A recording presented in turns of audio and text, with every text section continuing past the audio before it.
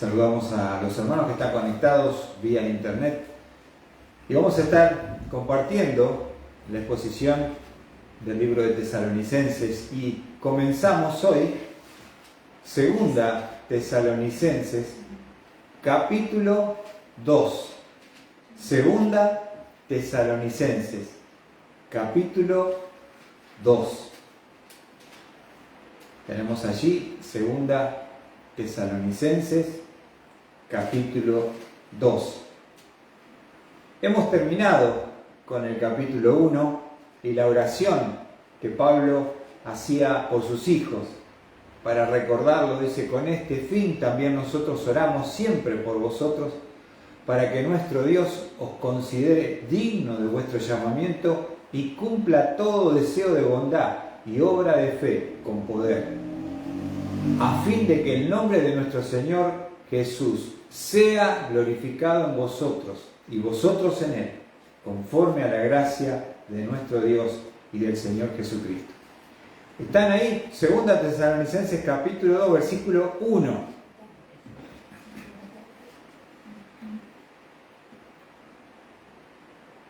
Segunda Tesalonicenses 2, versículo 1. ¿Estamos ahí? Ahora, quisiera explicar un poquito y plantear cuál va a ser la preocupación de Pablo al abordar este capítulo 2. Y él había enseñado acerca de un misterio que los judíos, como pueblo de Dios, que tenían la ley y el Antiguo Testamento, no conocían. ¿Y cuál era ese misterio? Que Pablo, por revelación divina, les enseñó en cuanto a cuál es el plan para la iglesia de Jesucristo. La iglesia, ¿cuándo comienza? La iglesia comienza cuando el Espíritu Santo desciende sobre el grupo de los 120 que estaban reunidos en el aposento alto. Eso lo encontramos en Hechos 2, no lo vamos a buscar, simplemente lo mencionamos. Ahora, ¿cuándo finaliza la iglesia? Comienza cuando desciende del cielo el Espíritu Santo y posa y mora sobre cada uno de los hijos del Señor, cada uno de nosotros, sus hijos.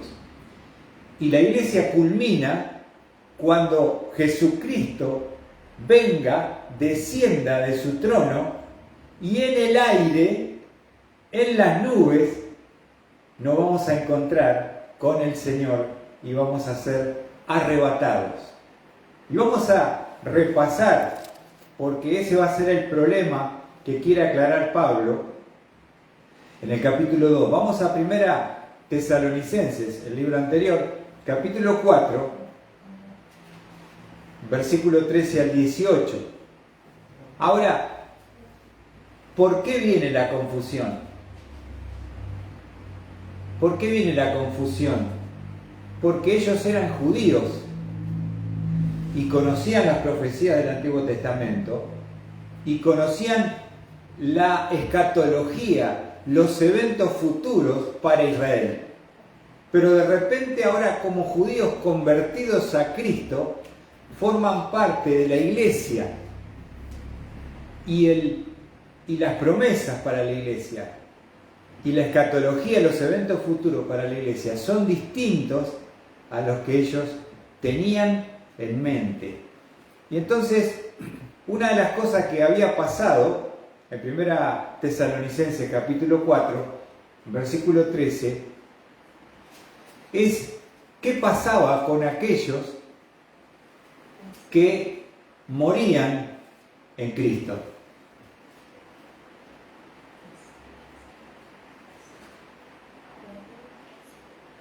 Primera Tesalonicenses capítulo 4, versículo 13. ¿Qué es lo que Pablo les va a explicar? Bienvenida, buenas noches a los tesalonicenses. ¿Saben qué, hermanos? lo que les va a explicar Pablo por medio de revelación de Dios directa por el Espíritu Santo, que él escribe esta carta, es qué pasa con los creyentes en Cristo Jesús cuando mueren. ¿Qué pasa con los creyentes en Cristo Jesús cuando mueren? Esa era la duda que tenían los judíos. ¿Qué pasa con nuestros familiares que están en la tumba descansando? ¿No es cierto? Y lo peor que nos puede pasar es no saber qué pasa con ellos. Entonces Pablo les va a explicar el plan y el programa de Dios para con aquellos que han muerto en Cristo Jesús. La iglesia, ¿cuántos años tiene desde que fue comenzada con el descenso del Espíritu Santo en Hechos 2? Más o menos, Sandra. Casi 2000 años. ¿Cuántas personas, pregunto, con Cristo en el corazón han muerto en 2000 años? ¿Qué se imaginan ustedes? Miles, millones de cristianos han muerto desde el primer siglo hasta el siglo XXI, 2024. Ahora, Pablo dice, justamente por eso, le va a explicar el programa de Dios a través de la revelación, misterio que era en el Antiguo Testamento, cuál es el programa para la iglesia. Dice versículo 13, pero no queremos, hermanos, que ignoréis acerca de los que duermen. Los que duermen son los que están muertos, físicamente hablando, humanamente. Pero fíjense cómo ve Dios al cristiano. Lo ve como uno que está dormido. ¿Por qué? Porque la muerte no es el fin. Y miren lo que dice Pablo. No queremos, hermanos, que ignoréis acerca de los que duermen, para que no os entristezcáis como lo hacen los demás, que no tienen esperanza. Los cristianos como los mundanos, los creyentes como los incrédulos, los hijos de Dios como los hijos del diablo, pasamos por la muerte. Todos vamos a enfrentar la muerte en algún momento. Dios tiene un tiempo para cada persona y ha establecido, dice Pablo, el límite de nuestra habitación. ¿Se entiende? Es como un producto que dice fecha de envasado y tiene vencimiento. Porque este cuerpo, hermanos, está afectado por el pecado. Porque este cuerpo está en corrupción. ¿Se entiende? Entonces, podemos entender lo que dice Pablo, que el hecho de saber cuál es nuestra esperanza, esperanza significa esperar con confianza. ¿Qué es lo que va a pasar? Él nos va a explicar. No quiere que seamos ignorantes. Versículo 14 dice, porque si creemos que Jesús murió y resucitó, la pregunta ahí, ¿tú crees que Cristo murió y resucitó? ¿Lo crees, Fabián? ¿Lo crees, Priscila? Si no creemos, esa es la base y el pilar donde se sostiene nuestra esperanza, la persona de Cristo. Porque si Cristo no hubiese resucitado, el cristianismo no existiría. Y dice Pablo, porque si creemos que Jesús murió, ¿y qué pasó? Él murió también. Lo sepultaron, lo pusieron en una tumba cavada sobre la roca, colocaron una gran piedra y un sello de Roma y una guardia romana para que no se roben el cuerpo. Pero ¿quién pudo evitar la resurrección al tercer día de Jesús como Él lo había prometido? ¿Alguien lo pudo detener? No lo pudo detener nadie. Cristo Buenas noches, Pri. Y eso es la esperanza. Pensemos un poquito. Cristo venció a la misma muerte. Vení, muerte, atacame. Fue sepultado. ¿Y qué pasó? Al tercer día se levantó de entre los muertos. Y esa es la columna de nuestra esperanza. Nuestra fe en que Cristo murió, fue sepultado, pero al tercer día resucitó de entre los muertos.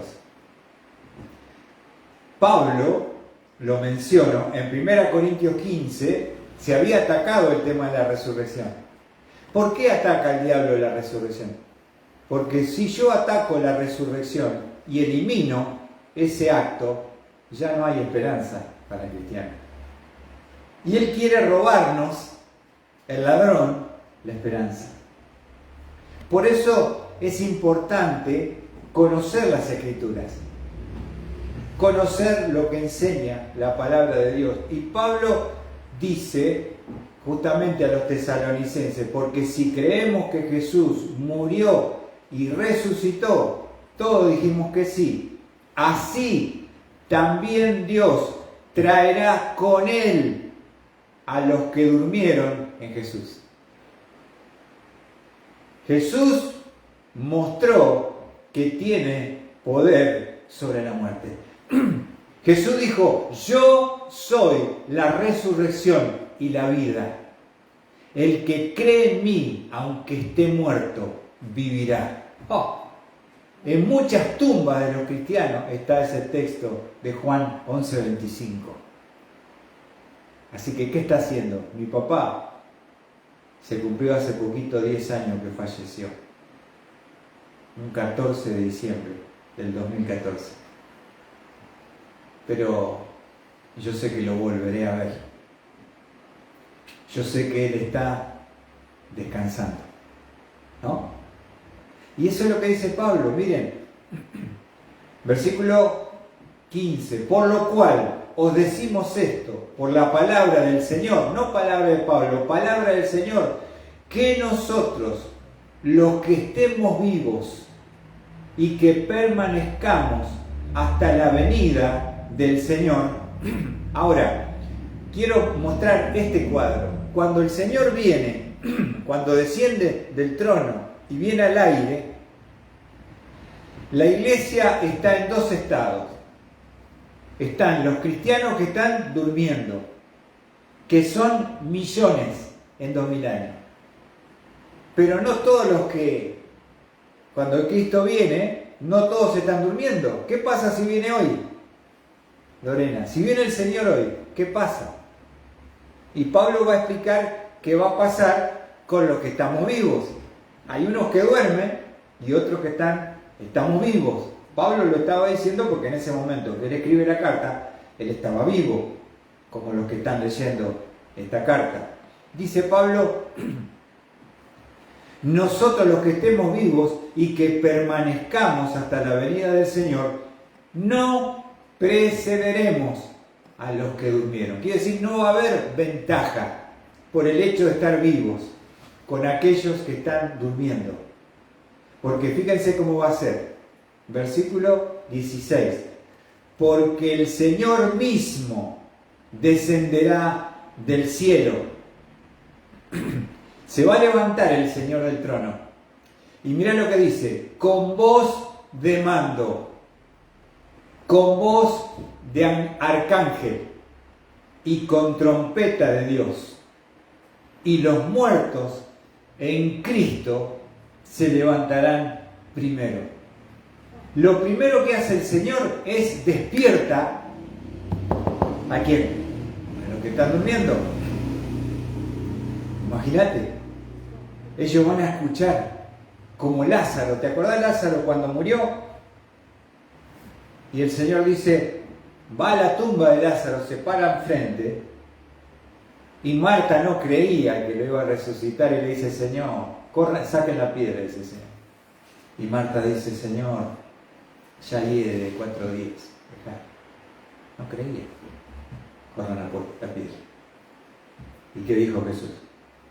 Lázaro, ven fuera. Lázaro, ven fuera. ¿Y qué pasó? Y el que estaba en estado de descomposición de 4 días, metido dentro de la tumba, sale vivo. Y Jesús dice, desatarle y dejarle ir. Y después le hicieron una fiesta a Jesús, en agradecimiento por la resurrección de Lázaro, su amigo. Yo soy la resurrección y la vida. La diferencia en la muerte con aquellos que no creen es que nosotros tenemos esperanza. Esperamos con confianza. Hay un dolor. No vamos a negar que la separación produce dolor, pero es temporal. Y entonces Pablo dice, el Señor, volvemos a leer el 16, el Señor mismo descenderá del cielo y con voz de mando, con voz de arcángel y con trompeta de Dios, y los muertos en Cristo se levantarán primero. Lo primero que hace el Señor, ¿qué es? Despierta a los que duermen. Así que va a haber millones que se van a levantar. Ahora, ¿qué pasa con nosotros? Versículo 17, Pablo dice, entonces nosotros, los que estemos vivos y que permanezcamos, mirá lo que va a pasar, seremos arrebatados juntamente con ellos. ¿Quiénes son ellos? Los que acaban de resucitar. Juntos, sin ningún tipo de ventaja, los que duermen y los vivos, de una, el Señor nos arrebata, nos saca de una manera súbita, desapareceremos de la tierra. Dice la palabra de Dios en 1 Corintios, que es en un abrir y cerrar de ojos. A ver, Pri, ya está. Hizo así. Ya estamos con el Señor. Abrir y cerrar los ojos, a ver. Pestañear. Ahí está. ¿Viste? ¿Es rápido? Milésimo. Ahora, por eso te quiero decir, y esto te quiero explicar, que el rapto, el Señor en forma súbita nos saca y desaparecemos millones que estamos vivos de la tierra al instante, juntamente con la resurrección masiva de los 2000 que duermen en el tiempo que transcurre la iglesia. Y nos vamos a encontrar con el Señor, fíjate dónde, y esto es importante. Versículo 17. Entonces nosotros, los que estemos vivos y que permanezcamos, seremos ¿qué? Arrebatados juntamente con ellos en las nubes al encuentro del Señor. ¿Dónde? En el aire. Ahora, ¿entendemos esto? Miramos a la tierra, es redonda. Vamos a hacer un ejemplo. Supongamos que esta es la tierra. A ver, espera un cachito, vamos a organizarnos. Supongamos que esta es la tierra. ¿Qué pasa? Cristo desciende ¿de dónde? Del cielo, donde Él está morando en su trono de gloria. Baja ¿a dónde? Al aire. Acá está la tierra. Nadie lo ve. Él viene a buscar a los suyos, a su iglesia amada, y desde acá resucita a los muertos y transforma a los vivos, y en el aire nos encontramos con el Señor, y allí, miren lo que dice el texto. Entonces nosotros, los que estemos vivos y permanezcamos, seremos arrebatados juntamente con ellos en las nubes al encuentro del Señor en el aire. Mirá lo que dice después. Y así estaremos con el Señor. ¿Cuándo? ¿Cuánto tiempo? Siempre. Entramos en la eternidad, al cielo con el Señor siempre.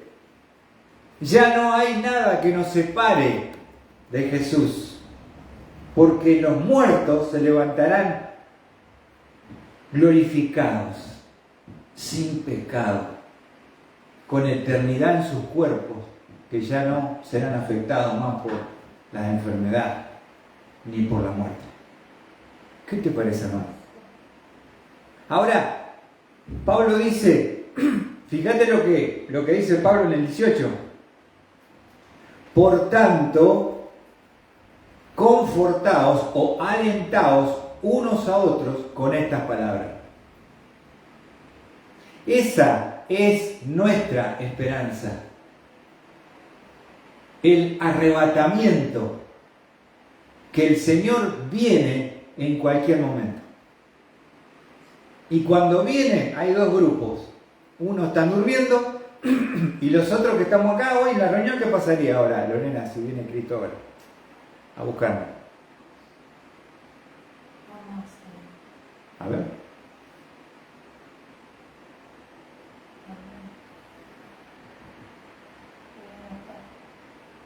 ¿Y qué va a pasar, Lorena? Vos que estás ahí sentada, ¿qué va a pasar con vos? Vas a desaparecer, Lorena. Fabián, chao. Priscila, ¿tenemos a Cristo? Si Cristo está, nos vamos, el Señor nos va a llevar con Él para estar siempre con el Señor. Ahora, cuando uno en estos tiempos me ha tocado, últimos tiempos, estar en el cementerio de Capilla, despidiendo a un joven de 22 años que estaba en la iglesia algún tiempo que recibió al Señor y tuvo un accidente ahí con la moto y terminó su vida. Y pudimos orar en el cementerio diciendo: un día lo vamos a volver a ver a Francisco. Esto no es un adiós, es un hasta pronto.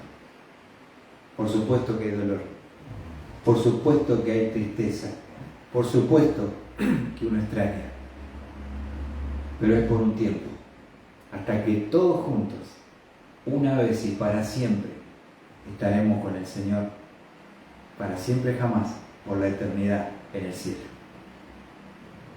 La gente te mira, ¿viste? Y en el último, que falleció un hermano de Arroyo, Roger Colque, 50 y pico de años, se acostó a dormir, le agarró un paro, muerte súbita, y no despertó. Está durmiendo. Un día, y ahí sacó un anciano de Lambertucci el acordeón, y vamos a cantar el himno 168. Lo vamos a leer. ¿Tienen ahí el himno 168? Lo cantamos en el cementerio de Capilla. Quiero que vos pongas atención. ¿Escuchaste un recital en el cementerio? O vos decís: ¿estos tienen fe o están locos? Qué lindo que sonaba ese acordeón. Lo bueno que no hay ruido ni nadie te molesta, ¿viste? Están todos tranquilos. 168. Este himno lo cantamos hace poquito en el cementerio de Capilla y se los voy a leer. En presencia estar de Cristo, ver su rostro, ¿qué será? Cuando al fin en pleno gozo mi alma le contemplará. Y el coro dice: cara a cara espero verle, más allá del cielo azul. Cara a cara, en plena gloria, yo veré al Señor Jesús. Esa es la esperanza. Mirá lo que dice después. Solo tras oscuro velo, hoy le puedo aquí mirar. Mas ya pronto viene el día que su gloria ha de mostrar. Cuánto gozo habrá con Cristo cuando no haya más dolor, cuando cesen los peligros y ya estemos en su amor. Y la última estrofa dice: cara a cara, cuán glorioso ha de ser así vivir, ver el rostro de quien quiso nuestras almas redimir. ¡Oh! Un día lo vas a ver a Cristo, el que murió en la cruz. Él ya murió, resucitó y está glorificado y nunca más pasará por la experiencia de la muerte. De la misma forma, nosotros, los que tenemos a Cristo, nos toque dormir o nos toque estar vivos, seremos arrebatados juntamente con ellos en el aire y estaremos siempre con el Señor Jesús. ¿Viste? ¿Qué te parece, mi hermano? Acá estás sentado y me mirás, pero cuando vos ves a la persona que ya no está, y estás en la sala velatoria, y estás en el cementerio, ahí te das cuenta la fuerza que toman estos versículos y estos signos. Y se escuchaba 50 personas cantando el himno.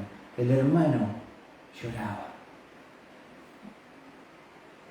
despidiendo a su hermano, pero con esperanza, lágrimas con esperanza.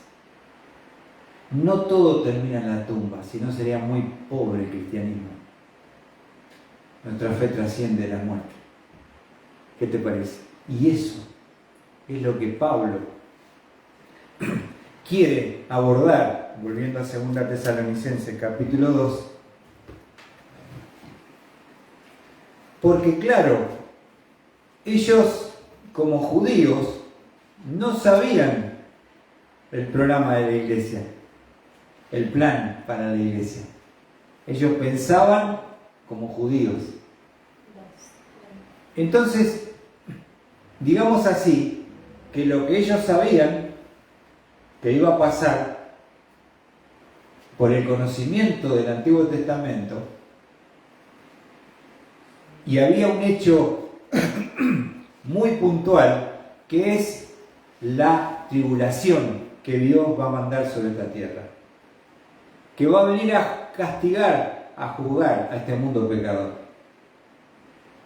Este es el juicio de Dios en la tierra, se llama tribulación. Ahora, Pablo pasó esto, que a algunos se les juntó lo viejo con lo nuevo. Y entonces algunos empezaron a confundir los eventos. Y como estaban pasando persecución y mucho sufrimiento, algunos dijo y empezaron a correr la voz: para mí que estamos en la tribulación, para mí que nos quedamos. Entonces empezaron a caer en una angustia, en un desaliento, en una desesperación. ¿Se entiende? Porque se olvidaron lo que Pablo les había enseñado en la primera carta, lo que leímos recién.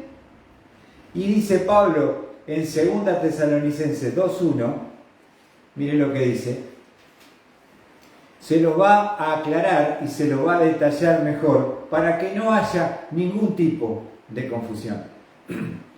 Pero con respecto a la venida de nuestro Señor Jesucristo y a nuestra reunión con Él, ¿ven? ¿Qué es lo que quiere aclarar? Que ellos se confundieron. Este evento que Él les explicó en 1 Tesalonicenses 4:13 al 18, lo vuelvo a leer. Pero con respecto a la venida de nuestro Señor Jesucristo. La palabra venida en griego es parousia. ¿Y por qué digo esto?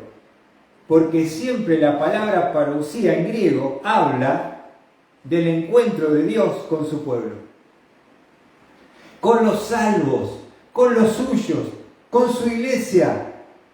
Y parousia tiene que ver siempre con alivio del sufrimiento, con aliento y con esperanza. Porque ¿cuándo se me acaban los problemas a mí, Priscila? Cuando te morís. No. Pero ahora que estoy vivo, ¿qué es lo que estoy esperando que me saca de todo este lío que hay? ¿Cómo se llama el programa y el plan de Dios? Y ahí se termina todo. Arrebatamiento. Muy bien, Priscila. Arrebatamiento, ¿se entiende? Cuando el Señor nos saca de acá, chao problema, chao pecado, chao enfermedad, chao muerte, chao sufrimiento. ¿Se entiende? Ahora, eso es para los salvos. Por eso Pablo dice, no pueden confundir los programas. Yo sé que sí, por eso se lo voy a aclarar.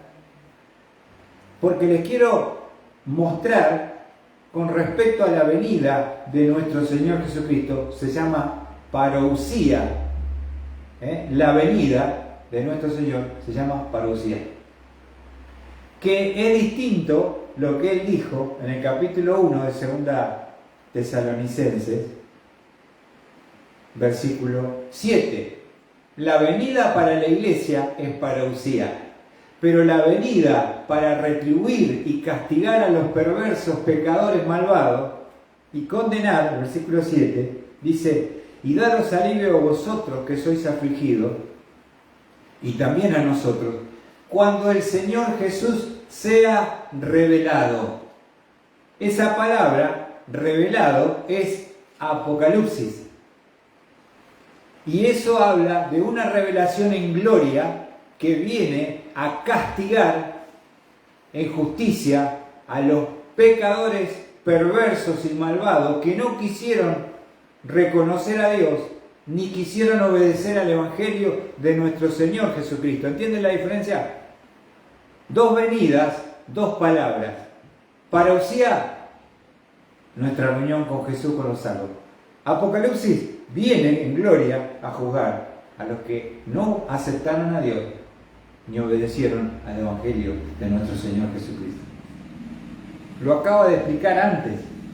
Entonces le está ordenando el evento por evento y le vamos a mostrar cómo son cada uno de los tiempos y qué tiene que pasar para que no se confunda.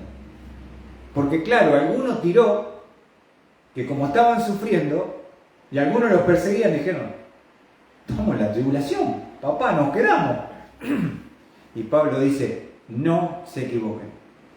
Con respecto a la venida de nuestro Señor Jesucristo y a nuestra reunión, miren que Pablo se involucra con Él. Esto es el arrebatamiento.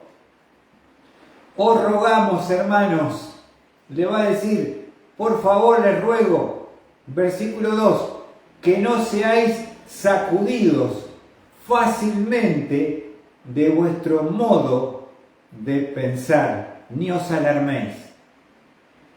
Una de las cosas que ataca el enemigo, ¿saben qué es?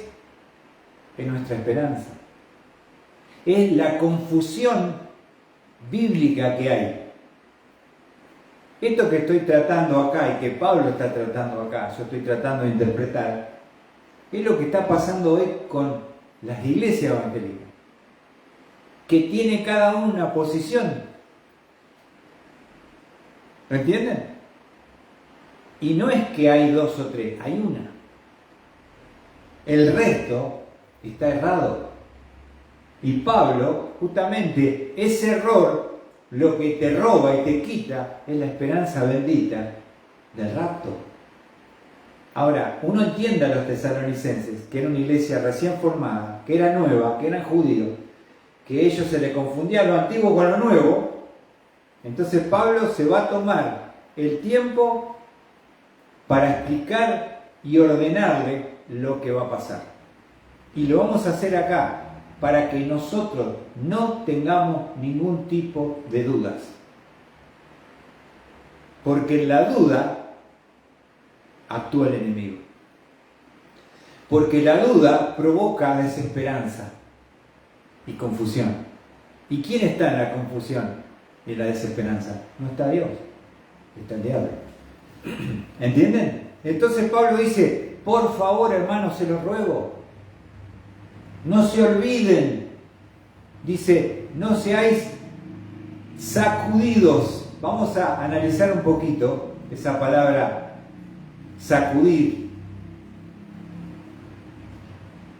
En la 60 dice, no os dejéis mover. ¿Alguno tiene la 60? No os dejéis mover. ¿Lo tenés ahí, Lorena? Capítulo 2 Tesalonicenses 2, versículo 2. ¿Tenés más a leerlo despacito, un pedacito de la primera parte?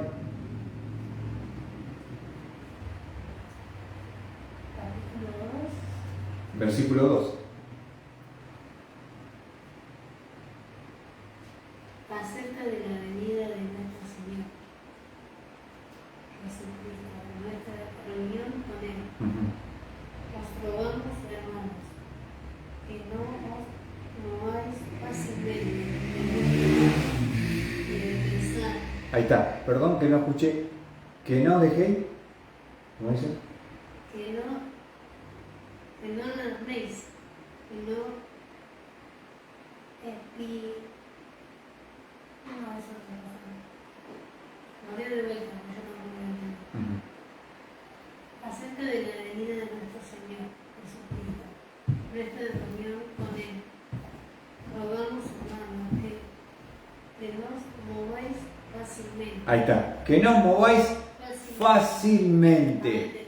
La idea es que vienen pensamientos, vienen posiciones que atacan lo que Pablo les acababa de enseñar, que era la base de su esperanza.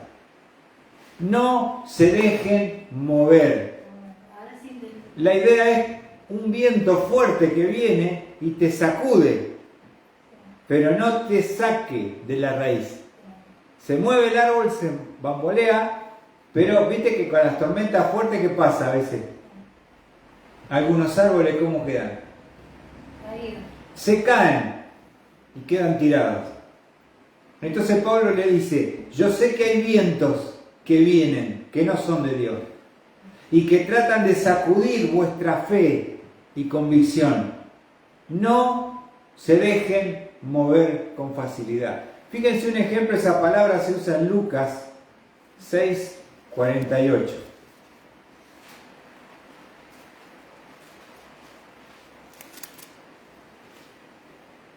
Lucas 6:48. Por eso es importante el conocimiento de la palabra, porque eso te da convicción y seguridad. 6. Vamos a ver allí cómo el Señor va a hacer una ilustración. 6. Esperen que me ubico. 6:48. Vamos a leer el 47 porque va a ser una ilustración el Señor. ¿Qué pasa cuando uno escucha la palabra y no la guarda, no la retiene? Como decía la maestra, te entraba por una oreja, te salía por la otra. Te olvidaste después del culto y ya no sabes ni de qué habló el pastor. ¿O no? La idea de lo que estamos haciendo y gastando tiempo y estudiando la palabra es que te quede la seguridad de que vos puedas aplicar y creer en la palabra. Mira lo que dice el Señor, Lucas 6:47. Todo el que viene a mí y oye mis palabras y las pone en práctica, os mostraré a quién es semejante. Va a ser una ilustración, porque a Jesús le seguían miles, pero había dos grupos: los que venían a escuchar, oidores, y los que venían a aprender para cambiar y ponerla por obra. Y él hace una ilustración, cómo compara la actitud de uno con la actitud del otro. Y el 48 dice, las pone en práctica. Va a ser la ilustración de aquel que escucha, salud, y pone en práctica y obedece la palabra. Es semejante a un hombre que al edificar una casa cavó hondo y echó cimiento sobre la roca. Fíjate cómo hizo la casita. Con cimiento sobre ¿qué? La roca. ¿Y qué pasó? Y cuando vino una inundación, el torrente dio con fuerza contra aquella casa, pero no pudo ¿qué? Moverla. Eso dice Pablo, no se dejen mover por vientos de apostasía que tratan de minar su seguridad y su esperanza en lo que yo les enseñé con respecto al arrebatamiento. No, pero no pudieron ¿qué? Moverla, que venga la lluvia. ¿Qué dijo Fabián? Vamos a ponerle al techo, que llueva, vamos a probar. puede fallar, como dijo Tusa. Pero ¿se entiende? Hay productos que tienen que pasar por las normas IRAM. que son de control de calidad, ¿o no, Pri? Entonces vos comprás un producto y decís, norma SINA, ¿qué significa? Que está aprobado porque pasó por cierto tipo de pruebas técnicas, ¿no? Y las pasó bien. Entonces vos decís, no es una batata china, esto es Irán. Es bueno. Es bueno, como decía el chino, es bueno, este es bueno. Entonces, ¿se entiende? Dice, pero no pudo moverla porque había sido construido. ¿Dónde había sido construido? Sobre la roca. Entonces, hermano, lo que vos has escuchado hoy de la palabra, va a haber gente que te va a venir a decir otra cosa. Y cree otra cosa, y tiene otra posición. Y dice Pablo, no dejen que sea movida vuestro pensamiento con respecto al arrebatamiento de la iglesia. No dejen que el enemigo los mueva. Su forma de pensar.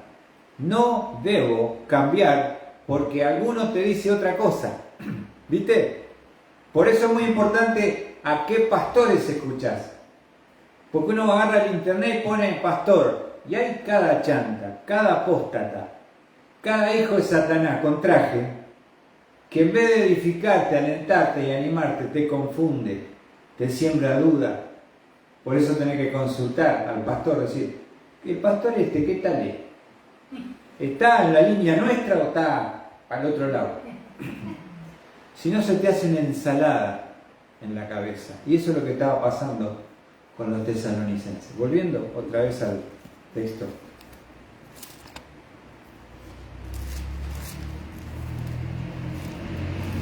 Pablo dice, manténganse firmes, no se muevan en su manera de pensar.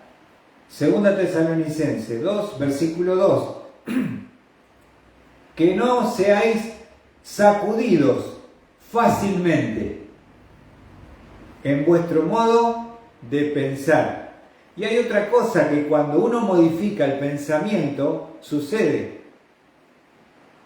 ¿No? Ahora hay muchas, lo que se llama fake news, ¿no? ¿Y qué es eso, Rosy? Son noticias falsas. Y después dice, se murió fulano. Y vos, ay, pobre, ya lo estaba llorando. Dice, no, es una fake news. O sea, te afecta. Te afecta. Y eso es lo que dice Pablo. No solamente tu cabeza no se debe mover, sino tu sentimiento no se debe alarmar. Ni os alarméis. Esa palabra alarmar está hablando de no voy a dejar que algo me persuada, me cambie mi forma de pensar. No le doy crédito y no me dejo que me conmueva porque eso no es de Dios. ¿Viste cuando uno dice, ¿es de Dios o no es de Dios? Yo tenía un discernimiento. Claro, había un pastor que yo tenía al principio, nuevo, y cuando nosotros le decíamos un pensamiento sobre algo que nosotros teníamos, me decía capítulo y versículo. A ver. Ajá. ¿Viste, Darío? Capítulo y versículo. Tenías razón. ¿De dónde lo sacaste? ¿Qué estás usando para tener ese pensamiento? No dejes que el enemigo cambie lo que Dios siembra como verdad en tu corazón. No dejes que eso produzca alarma. Que no te alarme. Y vamos a leer para terminar un ejemplo en Hechos 21. Es bravo porque no solamente tenemos un cerebro. Ahora, si yo puedo modificar lo que pensás puedo generar una alarma y una angustia, ¿no? En tu corazón. Y anda apesadumbrado, ¿viste? Caído. Yo me acuerdo cuando lo visitaba por mi querido padre, yo lo veía y él estaba bien, porque estaba sano, tenía su casa, sus cosas, y digo, ¿qué te pasa vos? No, estuvo viendo Crónicas. ¿Viste que se viene? No, digo, pará de consumir eso. Te está envenenando la cabeza y el alma. Son cosas que pasan, ¿viste? Que salís, te pegan un tiro, te cortan el cuello, ahí nomás te pegan un fierrazo en la cabeza. ¿Acá? No, allá por... Sí. ¿Viste? ¿Se entiende lo que estoy diciendo? Estás consumiendo algo que no es bueno. Fíjate lo que dice Hechos 21. ¿Lo tienen ahí? Vamos a ver que Pablo era un hombre de Dios, ¿no es cierto? 21:10. Vamos a ver.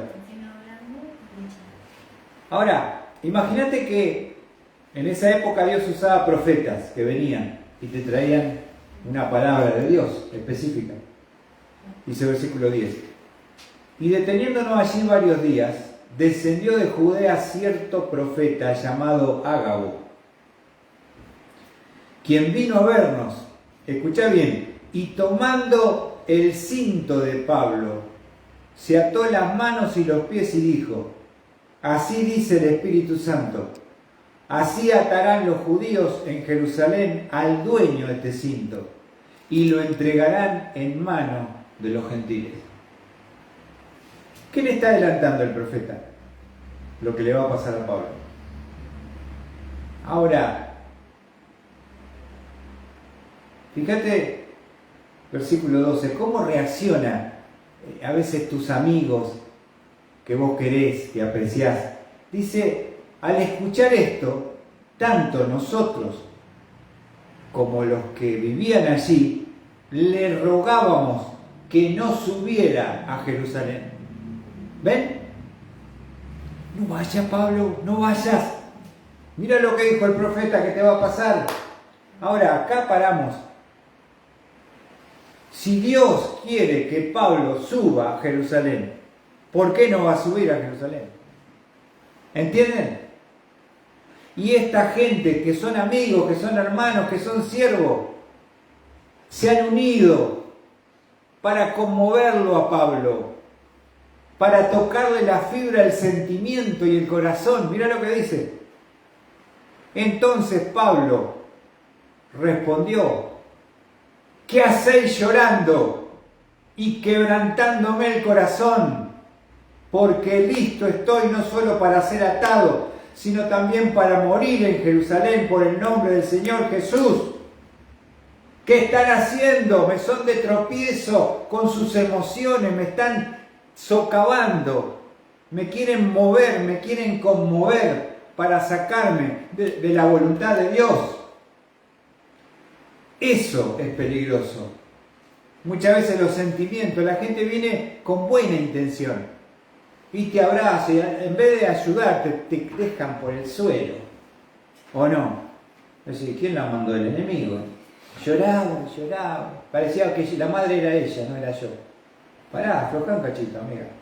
¿Viste? Y el enemigo te debilita. Ahora, mirá qué lindo lo que dice el versículo 14. Como no se dejaba persuadir, nos callamos, diciéndonos que se haga la voluntad del Señor. A veces mejor callarse.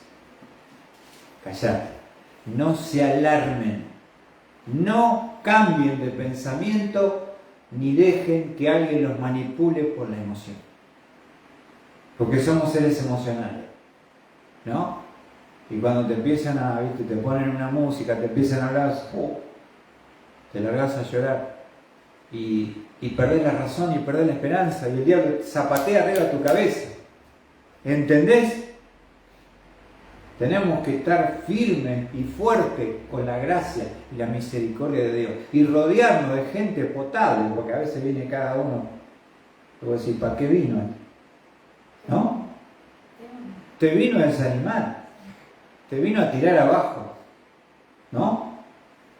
Una vez quiero terminar con esto. Yo tenía un tío que tuvo un accidente en moto muy grave, lo arrastró como 15 o 20 metros la moto, lo dejó, él era boxeador, lo dejó en silla de ruedas. Y entonces él iba a una iglesia pentecostal. Y entonces viene una hermana y le dice, no me acuerdo ahora su nombre, a mi tío le dice, tuve una visión, el Señor me habló. Me pasó el celular que no lo tengo, el de Dios. Le dice, yo vi que vos entrabas por la iglesia caminando y venías a alabar al Señor. Y se puso a llorar mi tío. Claro, ¿qué es lo que querés escuchar vos?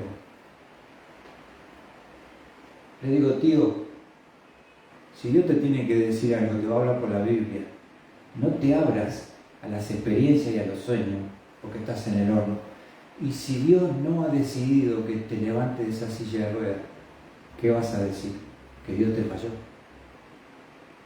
Y mi primo le dice a mi tío, tiene razón, Luis, tiene razón. ¿Ves?